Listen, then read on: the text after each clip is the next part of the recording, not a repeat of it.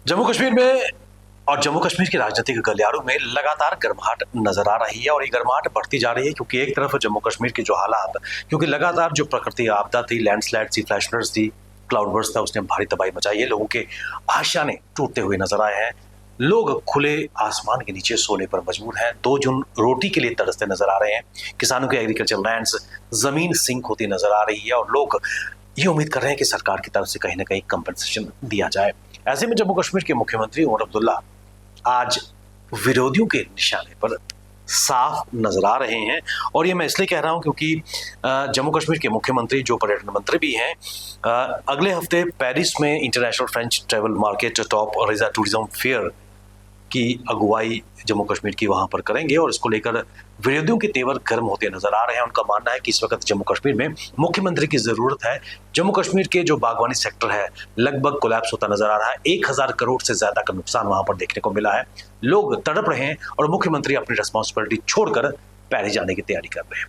कितना वाजिब है जम्मू कश्मीर के मुख्यमंत्री का पेरिस जाना, और खासकर उस वक्त जब जम्मू कश्मीर के लोग तड़पते हुए नजर आ रहे हैं, हीटिंग टच मांगते हुए नजर आ रहे हैं। इन सब मुद्दों पर बात करने के लिए मेरे साथ जुड़ चुके हैं पीपल्स डेमोक्रेटिक पार्टी के वरिष्ठ नेता, पार्टी के प्रवक्ता रजत रंधावा। स्वागत है आपका। बहुत बहुत शुक्रिया विवेक जी।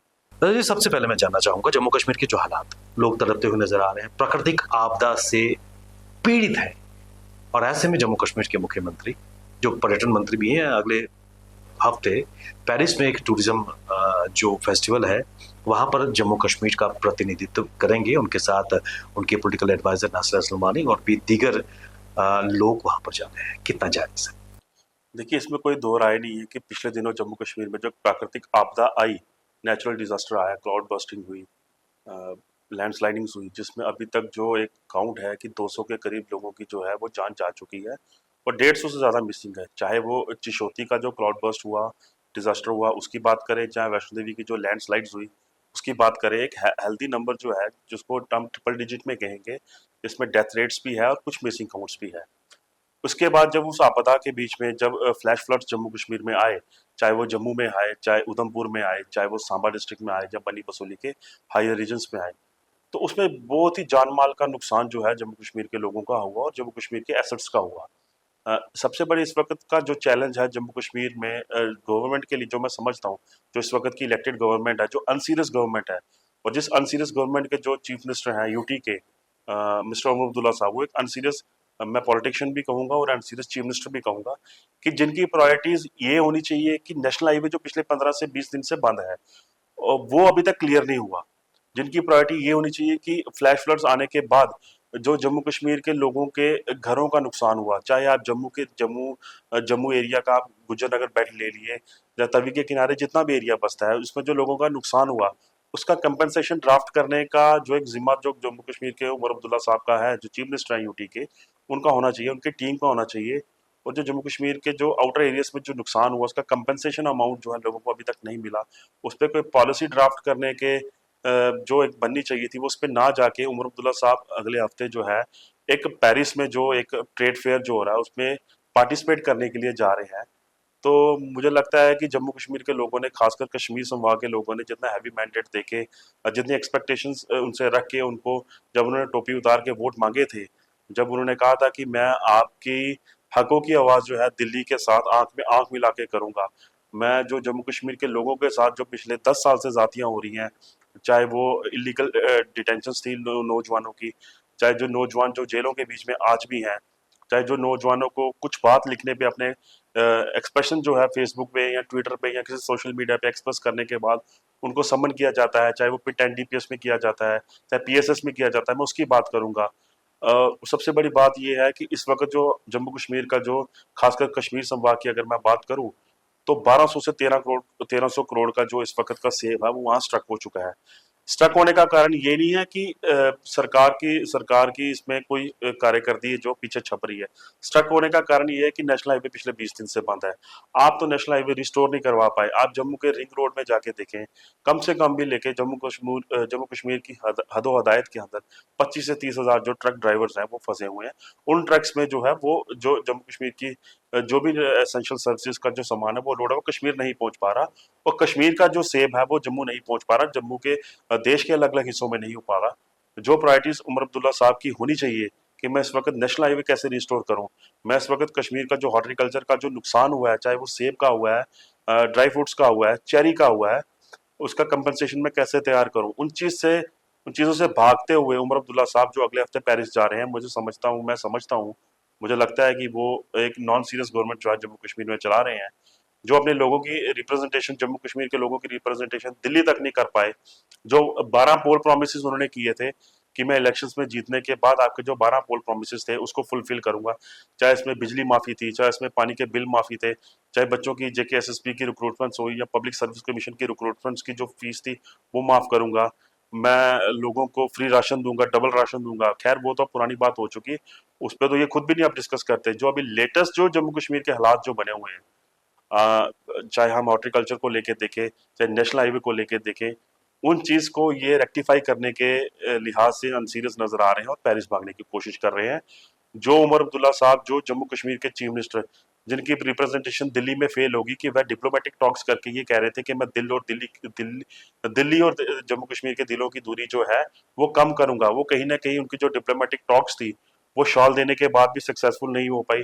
वो प्राइम मिनिस्टर की जो प्रेज उन्होंने सोनामर्ग में की, जिनमें जिनमें उन्होंने प्राइम मिनिस्टर को कहा कि आपके आने से यहाँ पे लोगों के दिलों में गर्मी ज्यादा हो चुकी है, वो स्टॉक्स में फेल हो गए, तो हम इनसे कितना एक्सपेक्ट कर सकते हैं कि जम्मू कश्मीर की हक होता है कि कितनी बात करेंगे। आपने यही कहा कि तारीफों का लगातार सिलसिला उनकी तरफ से प्रधानमंत्री और केंद्र सरकार के लिए है, लेकिन माननीय प्रधानमंत्री अभी हाल ही में बाढ़ प्रभावित पंजाब और हिमाचल का दौरा करके आए हैं। जम्मू कश्मीर के आने की उम्मीद थी, लेकिन लगता नहीं कि वो हो पाएगा। कल उनका जन्मदिन भी था, 75वां जन्मदिन भी था, और ऐसे में लगातार जो पॉलिटिकल अपोनेंट्स हैं उमर अब्दुल्ला के, वो कह रहे हैं कि इस वक्त जो उमर अब्दुल्ला साहब in the capacity of CM, Jammu Kashmir के मुख्यमंत्री के होने के नाते जो उनकी प्राथमिकता है उससे वो डॉज होते करते नजर आ रहे हैं, उनसे भागते हुए नजर आ रहे हैं, और पेरिस में जल्दी आपको सेल्फी लेते हैं। देखिए ऑब्वियसली बात है, ये तो आपदा तो अभी आई, ये तो सरकार बने हुए अब तो 11 महीने होने को आ रहे हैं, अक्टूबर में एक सरकार का 1 साल पूरा हो जाएगा। जो सरकार के पोल प्रोमिसेस थे वो तो अभी तक ये फुलफिल नहीं कर पाए। सरकार के जो वादे थे जम्मू कश्मीर के लोगों को लेके, खास करके जम्मू कश्मीर के नौजवानों को बड़ी एक्सपेक्टेशन थी कि काफी टाइम के बाद जम्मू कश्मीर में हेल्दी मैंडेट के साथ एक गवर्नमेंट आई है, उसके एक सीएम है, उनकी कैबिनेट है।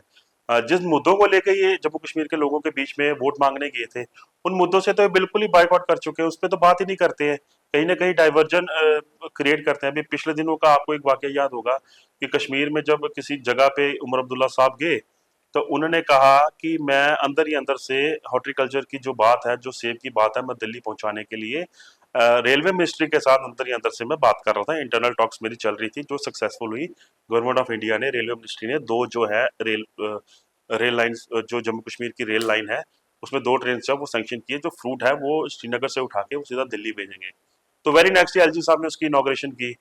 तो यहाँ तो हमें तो ये चीज भी समझने की जरूरत है कि जिस दिल्ली में जाके जिस रिप्रेजेंटेशन को ये देते हैं कि जम्मू कश्मीर में ड्यूअल पावर सरकार है, हम, मुझे लगता है कि जम्मू कश्मीर लोगों की बदकिस्मती के ये है कि हम इस वक्त डबल सिस्टम सरकार के जो है शिकार हो चुके हैं। अगर ऐसा ही सिस्टम रहना था, मुझे लगता था कि लेफ्टिनेंट गवर्नर का राज जो था वो बेहतर था। कम से कम हमें ये तो पता था कि हमने सिर्फ एलजी के खिलाफ लड़ना है। अब हमें समझ नहीं आ रहा कि हमने एलजी के खिलाफ लड़ना है कि हमने उमर अब्दुल्ला के साहब की सरकार के खिलाफ लड़ना है। तो उमर अब्दुल्ला साहब की कहनी और कथनी में बड़ा फर्क है। Very next day Omar Abdullah साहब नेशनल हाईवे का टूर करते हैं। नेशनल हाईवे टूर करने के बाद वो ये कहते हैं कि जनाब मेरे हाथ में नेशनल हाईवे नहीं है। अगर आपके हाथ में नेशनल हाईवे नहीं है तो नेशनल हाईवे अथॉरिटी को उनका काम करने दीजिए, आप क्यों उनके बार बार उनके काम में जाके टांग अड़ाते हैं।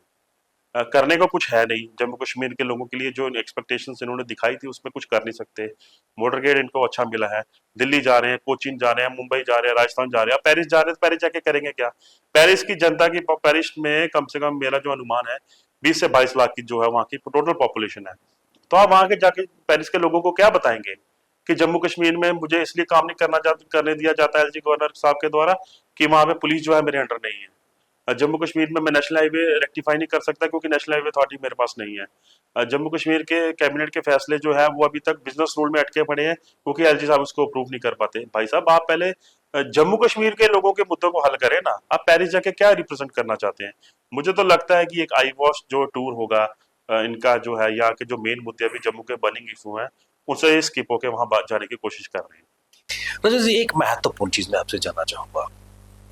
एक तरफ जम्मू कश्मीर प्रकृति का आपदा से दो चार हो रहा है, कई लोग मारे जा चुके हैं, तबाही का मंजर हर जगह नजर आ रहा है, दूसरी तरफ बसोली उत्सव पर्यटन विभाग करता नजर आ रहा है। क्या इस आपदा की कड़ी में लोग प्रभावित हुए हैं? क्या वाकई इस वक्त कोई उत्सव कराने की जरूरत जम्मू कश्मीर में है? देखिए, मैं समझता हूँ कि जब 14, 13 और 14 अगस्त को जम्मू कश्मीर के किश्तवाड़ जिले के पाटर में जब फ्लैश फ्लड्स आए, तो वहाँ पे अचानक से एक अनुमान था कि 100 के करीब जो लोग हैं उस फ्लैश फ्लड में बह के जो मेन जो चिनाब का जो एक ट्रिब्यूटरी है उसमें बह गए। तो वेरी नेक्स्ट डे 15 अगस्त का फंक्शन था जम्मू कश्मीर में, क्या पूरे हिंदुस्तान में था, बड़ी खुशी से लोगों ने यहाँ मनाया। तो जम्मू कश्मीर का जो एलजी प्रशासन था उसने कहा था कि हम जो जम्मू कश्मीर का जो इंडिपेंडेंस डे का फंक्शन होगा उसके ना उसका तो एक एट होम फंक्शन जो शाम को होस्ट किया जाता है, चाहे वो सीएम साहब करें चाहे एलजी साहब करें, उसको कैंसिल कर दिया गया।